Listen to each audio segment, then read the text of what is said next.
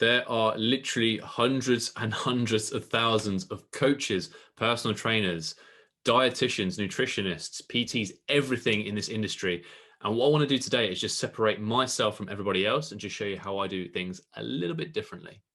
Number one, you can look however you want as long as you are within a healthy body weight range. So typically what I do is use the BMI scale to determine whether I feel like you're in a good place in terms of your health with your weight.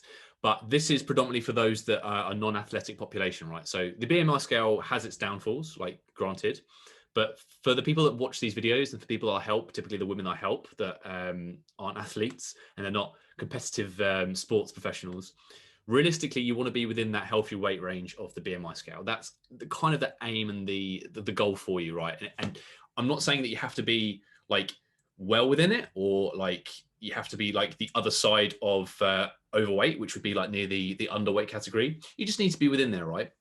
So if you look at typical celebrities like Kim Kardashian, let me think, Taylor Swift, fucking, I don't know, Cheryl Cole, like I believe anyway, all these celebrities are within the healthy weight range, right? But they all look differently. They all have different body types, shapes, everything. So as long as you are within that category, and that's what we help work with clients to help, you're absolutely fine. Number two, you can eat whatever you want as long as it doesn't overspill your calories, doesn't make you feel like crap, or you're not intolerant to it or something like that. Some kind of weird like thing that actually it disagrees with your body, right? So there are no bad foods. There's no like, I don't demonize sugar or I don't demonize Diet Coke or fat or protein or whatever. Literally, you can have whatever you want, right? But the aim should be to focus on foods that are going to be good for you, which are going to be minimally processed, single ingredient foods that swim in the ocean, that you can dig from the ground, that come off the trees, things that you know to be healthy, right?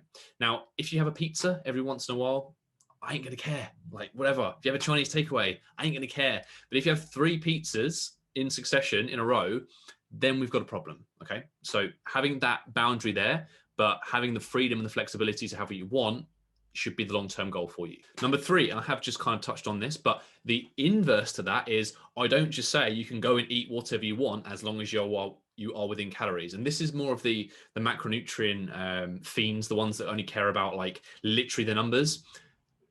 Long term, that's not going to be good for you because you're not going to be focusing on foods that are going to be nutritious. They're going to have phytonutrients, vitamins, minerals, fiber, all the good stuff that your body needs, right? So you can't just go and eat pizzas and as long as it fits your calories, your macros, and your protein, fats, and carbs, then you're okay. No, you need to focus on the fundamentals, which is good nutrition, so that you can fuel yourself from inside out. Number 4, I don't care how you work out. Now, there are stipulations under this that you must follow. So you must do some form of resistance training. So you must go through a range of motion where you're working your muscles, right? And number 2, you must do some form of cardio where you're working your cardiovascular system, protect against issues with your heart, lungs, respiratory system down the line, right? So as long as you're doing those 2 things, you can do them however you want. If your thing is tennis for cardio, great. If the thing's running, great. If your thing is, I don't know, bowls, I don't know, whatever.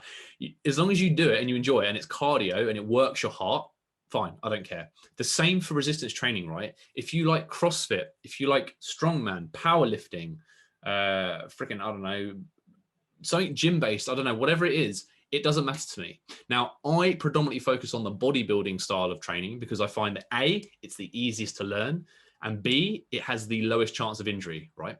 So those are the 2 that you have to do. Make sure you do some form of cardio, make sure you do some form of resistance training, but how you do it is up to you. Number 5, I don't recommend supplements or products that I haven't tried before. Big thing for me is all these crazy supplements that people pile their money into when there's no research and there's no long-term evidence to show that it actually works. You know, a lot of these things like weight loss supplements, fat loss shakes, fat loss pills, even things that are researched but you don't need necessarily, these things I avoid and I don't recommend to clients, right? So I only recommend the fundamentals, things that are going to be good for your health, things that are going to be good for your exercise recovery and exercise performance. Number 6, there are things you have to do each week to tick off in order to make sure that you are going to be as healthy as possible, right? So I've already talked about it before, but one of the examples I give are there are some coaches out there that say cardio doesn't help you lose weight, so don't bother doing it, right? Which is fact, which is true. You do not have to do cardio in order to lose weight. That is correct. but you should be doing it for health, for your heart, your lungs, your brain, your releasing stress, whatever. You should have something, should have something in your schedule that makes you work out in terms of cardiovascular system, right? So you must do that. You must also get to bed on time. You must also manage your stress levels. You must also make sure you are eating good, healthy foods.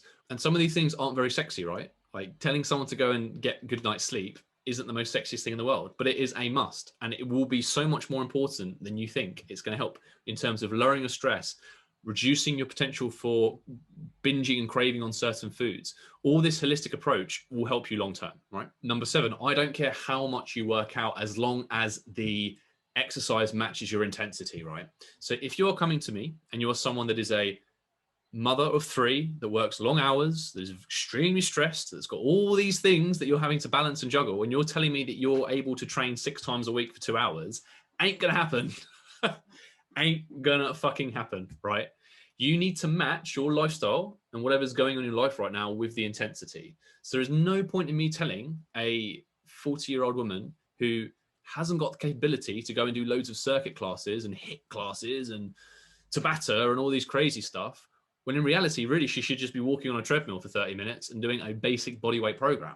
Okay. The same would go for the opposite. If there is a 24-year-old that comes to me with no responsibilities, no issues, no like really low stress life, and has that capability to do all those things, then yeah, that could be featured into their own personal workout routine, right? So match your life and your intensity with the workouts you're doing, because don't forget, training is a stress. Working out, exercising is also a stress, right? Number 8, you have to do more than just fix your mindset. Now, mindset is a biggie, and that is a whole other topic for a whole other day, right?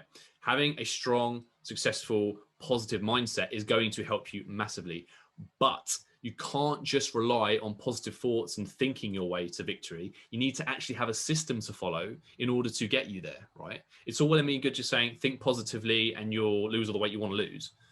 But if you don't have an idea about nutrition, how to diet properly and how to do it long-term and sustain it, things like hunger management, environment management, all this stuff, you're not going to get any results, right? So you need to have a balance of mindset, but also a system to follow to get you there. Number 9, I don't hate any particular food groups. I love carbs, I love protein, I love fats. Hey, sometimes I even love alcohol, right?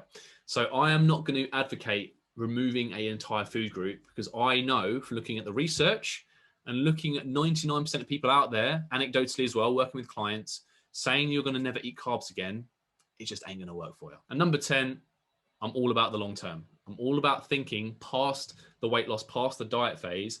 And I think about and consider, right, is this person going to be able to stick to this for the next 30, 40 years of their life? Because if they're not going to be able to stick to it long term, then all they're going to do is just keep repeating the cycle of dieting, losing weight, getting it all back, and then having to go through that over and over and over. What I focus on is the long-term lifestyle changes that everybody needs in order to facilitate long-term change. Okay, so those are my 10 commandments, or whatever you want to call them. If you want more help, if you have interest in working with me, head to the link below, click the link, and it will take you through to the Epic Body Ladies Lounge information. All the stuff's there for you to have a look at. If there's anything you need, put something in the comments below. I will get back to you. Otherwise, I will see you in the next video. Bye.